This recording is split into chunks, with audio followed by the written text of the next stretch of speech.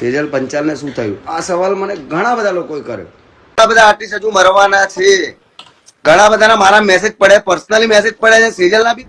નમસ્કાર દર્શક મિત્રો, આજના એક નવા જ વિડીયોની અંદર તમારું સ્વાગત છે. દર્શક મિત્રો, સેજલ પંચાલને લઈને એક ખૂબ જ મોટા સમાચાર સામે આવી રહ્યા છે. ધવલ બારોટ છે તેમને ખુલાસો કરી દીધો છે કે સેજલ પંચાલનું મૃત્યુ કેવી રીતે થયું છે, તેનું અવસાન નિધન કેવી રીતે થયું છે. આગળ હમણાં હું ધવલ બારોટનો આખો વિડીયો સામે બતાવું છું. તે પહેલા તમને જણાવી દઉં કે ધવલ બારોટ તે વિડીયોની અંદર શું શું કહી રહ્યા છે. તમે સાંભળશો તો ધ્રુજી ઉઠશો, કંપી જશો, કેમ કે ધવલ બારોટે સાચી વાત કરી દીધી છે કે સેજલ ઠાકોરનું મૃત્યુ કેવી રીતે અવસાન થયું છે.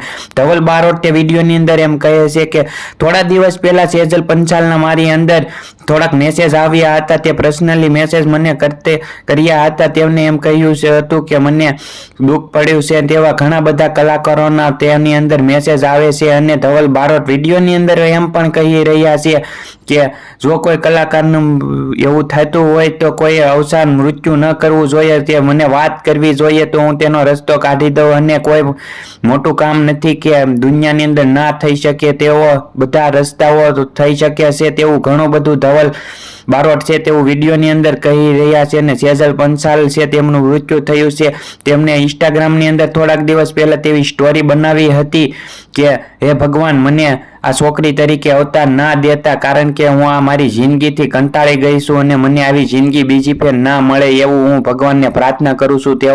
તેને તેવી ઇન્સ્ટાગ્રામની અંદર સ્ટોરી ચડાવી હતી. અને મિત્ર, આપણે વિડીયોની અંદર મોડું નથી કરવું અને તે ધવલ બારોટનો આખો વિડીયો જોવી અને તમે 100% સંપૂર્ણ માહિતી મેળવો. અને મિત્ર, આ વિડીયો વધુ લોકોને શેર કરો, જેથી બધા લોકોને સત્ય, હકીકત અને માહિતીની ખબર પડે. નમસ્તે, ફરી એક વિડીયોની અંદર પાછા મળશું. ચાલો મિત્ર, આપણે વિડીયોની અંદર મોડું નથી કરવું અને તે ચાલો સેજલ પંચાલનો આછી શું ધવલ બારોટનો તે વિડીયો જોવો ને પછી કોમેન્ટ કરવાનું ભૂલતા નહીં. ને કોમેન્ટની અંદર બધા ઓમ શાંતિ લખી નાખજો, જેથી સેજલ બેનને ઓમ શાંતિ અને પ્રાર્થના કરો.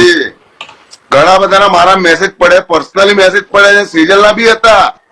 હું એને મારે પછી બદનામ કરવું કેવું નહીં, એ સાચી જ હતી. એ સાચી હતી, એની જગ્યાએ બધી જગ્યાએ સાચી હતી. ના એને કોઈ દિવસ મને નેગેટિવ મેસેજ કર્યો, ના મેં એને નેગેટિવ મેસેજ કર્યો. પણ ઘણા બધા કલાકારો હજુ મને એવા મેસેજ કરે, યાર મારો રસ્તો નહીં મળતો, મરી જાઉં તો એવા તો હું ના